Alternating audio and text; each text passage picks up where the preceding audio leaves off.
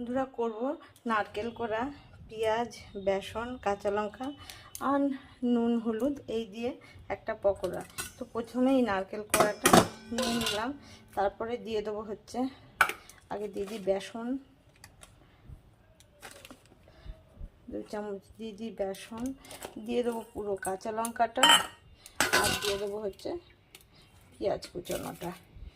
তো আর দিয়ে দেবো এর মধ্যে হলুদ গুঁড়ো, সামান্য পরিমাণে লঙ্কার গুঁড়ো, আর দিয়ে দেবো একটু নুন। এবার এটাকে মাখিয়ে এবার ভাজতে দিয়ে দেবো। তো ভাজার আগে দিয়ে দেবো এর মধ্যে 2 চামচ মতন কর্নফ্লাওয়ার। এটা মাখা হয়ে গেছে, তেলটাও গরম হয়ে গেছে।